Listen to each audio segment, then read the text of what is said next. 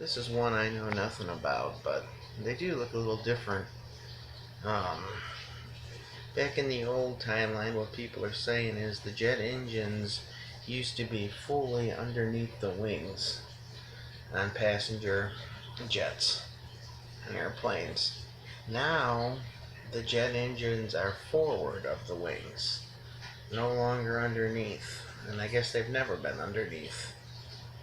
It's always looked just like this. So, what do you guys remember? It's kind of an odd one.